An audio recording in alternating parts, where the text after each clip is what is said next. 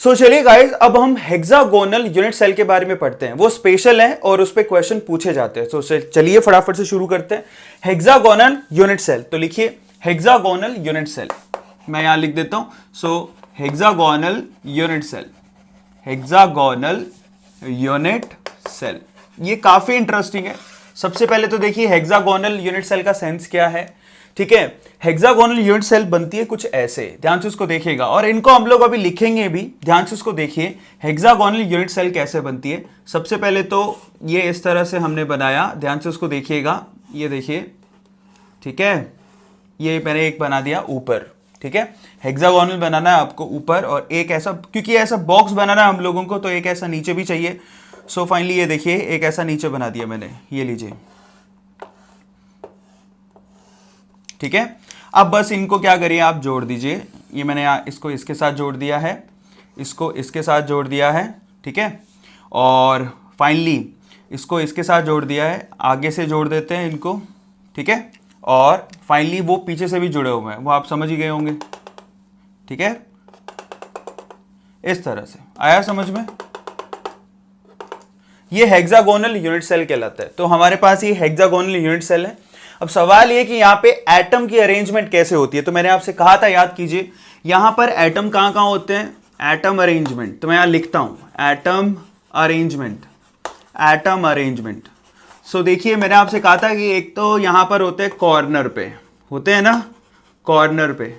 सो यहाँ पर जरा ध्यान से इसको देखिएगा, कॉर्नर पे का सेंस क्या है। ये है हमारे कॉर्नर, तो टोटल कॉर्नर काउंट करो पहले तो कितने हैं, 1 2 3 4 5 6। 6 तो ऊपर है, ऑब्वियसली 6 नीचे होंगे, 7 8 9 10 11 12। तो फाइनली हमारे पास टोटल कॉर्नर हो गए जी 12। ये क्लियर हो गया, एक तो टोटल कॉर्नर हो गए 12। अब हर एक कॉर्नर पे एटम का कंट्रीब्यूशन कितना है वो भी हमें चेक करना पड़ेगा। तो ध्यान से उसको देखो, ये तो हमारे एटम का सेंटर पॉइंट है। अब एटम होगा स्फेरिकल और वो होगा यूं। अब हमें यहां से साफ साफ दिखाई दे रहा है कि एटम पूरा का पूरा तो हेक्सागोनल के अंदर नहीं है।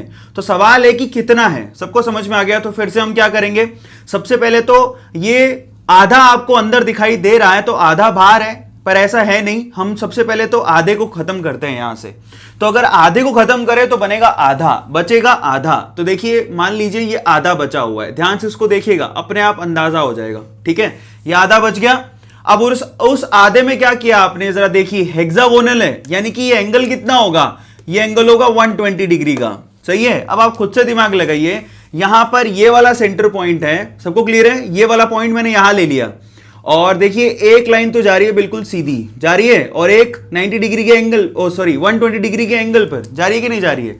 सो फाइनली ये हो गया 120, 120 डिग्री। अब आप सोचिए कि ऐसे कितने हो सकते हैं 120 डिग्री में, टोटल कितना होता है, ये 360 डिग्री का, जिसमें से ये 120 डिग्री का हो गया, तो 120 12 24 12 36, मतलब ऐसा 3 यूनिट इस आधे में आ सकता है। खुद से दिमाग लगाइए, 120 डिग्री अगर ये एंगल है तो ये 120 डिग्री के जैसे कितने आ सकते हैं, ये ओवरऑल पूरा राउंड है ना, राउंड एंगल कितना होता है 360 डिग्री का। तो 120 फिर 120 फिर 120, 3 आएंगे ना टोटल, यानी कि हाफ का 1/3 पार्ट आ रहा है। तो फुल का कितना हो गया 1/6, हाफ का 1/3 पार्ट ये यूनिट सेल कैरी कर रहा है। ये देखो, यही हेक्सागोनल यूनिट सेल है, ध्यान से इसको देखो, आया समझ में। हाफ का ये आधे स्फेयर का 1/3 पार्ट ऐड कर रहा है, तो पूरे स्फेयर का कितना हो गया 1/6, सिंपल सी बात है। तो 12 इंटू कितना हुआ 1/6। बहुत इंपॉर्टेंट है, इस चीज को समझें और खुद से दिमाग लगा के देखें, विजुअलाइज करके देखें, ऑटोमेटिकली अंदाजा हो जाएगा। सो देखिए, ये सिर्फ इसका 1/3 पार्ट ही यहां पर ये कवर कर रहा है, सिर्फ 1/3 पार्ट। मैं यहां पर इसको डैश कर देता हूं, देखिए। ठीक है, ऐसे 3 यूनिट आधे में आ सकते हैं, तो फिर पूरे में 6 यूनिट आएंगे, तो टोटल कितना हो गया 1/6। सबको समझ में आ गया। सो 12 इंटू 1/6 कितना हो गया टोटल, दैट इज 2। सबको समझ में आ गया। सो कॉर्नर का कंट्रीब्यूशन तो 2 एटम का है।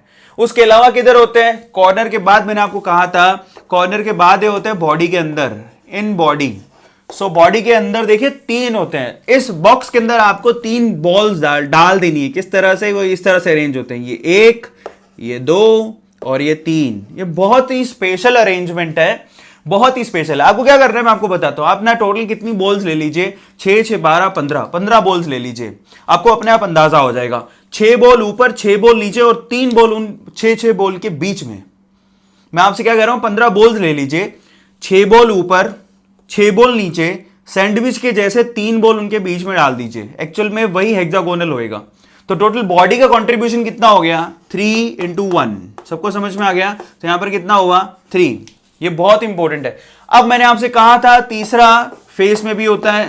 सो फाइनली फेस, कोई भी आपको 2 अपोजिट फेसेस लेने हैं तो 2 अपोजिट फेसेस ले लो। जैसे कि यहां पर ये एक ऊपर और एक होता है नीचे। अब आप खुद से सोचिए, क्योंकि आपने 2 लिए हैं और एक का कंट्रीब्यूशन कितना होएगा, हाफ। ये तो मैं पहले ही बता चुका है, ध्यान से इसको देखिए। एक ऊपर एक नीचे, सबको समझ में आ रहा है? सो फाइनली एक का कंट्रीब्यूशन होता है हाफ, ये तो हम पहले भी पढ़ चुके हैं। तो टोटल कंट्रीब्यूशन कितना हो गया, 1। देखिए यहां पर, तो टोटल आप कर लीजिए 2 3 5 और 1 कितना हो गया, 6। सो फाइनली यहां पर रैंक ऑफ हेक्सागोनल, इस पर्टिकुलर यूनिट सेल का रैंक कितना बनेगा, और ये सवाल बहुत बार पूछा जाता है। Rank of hexagonal, rank of hexagonal unit cell, rank of hexagonal unit cell वो कितना बनेगा, 6। ये नंबर आपको ध्यान रखना है। और एक काफी बार ये क्वेश्चन पूछा जाता है। मैंने यहां पर इसका डायग्रामेटिकल रिप्रेजेंटेशन भी बता दिया है और साथ में ये भी बताया कि इसको याद कैसे रखें, तो मैंने यहां पर उसको लिख भी दिया है। आप खुद से दिमाग लगा के देखो, मैंने यहां पर डायग्रामेट्रिकली आपको अच्छे से समझाया। मैं आपको हेक्सागोनल का जो यूनिट सेल होता है वो साइड में दिखा भी देता हूं, उसको ध्यान से आप देख लीजिए, ठीक है। पिक्टोरियल रिप्रेजेंटेशन इस साइड में, और मैंने यहां पर आपको समझा भी दिया है। तो चलिए अब आगे चलते हैं, फटाफट से इसका स्क्रीनशॉट ले लो और उस टेबल को कंप्लीट कर लेना। कंट्रीब्यूशन किधर किधर होता है, कॉर्नर पे 2, कैसे होता है मैंने आपको बता दिया, बॉडी में 3, फेस में 1, और टोटल रैंक कितना होता है, 6। ये आप लोग ध्यान रखना, और वैसे भी याद रह जाएगा, हेक्सागोनल है तो 6 होएगा। हेक्सा का मतलब क्या होता है, 6।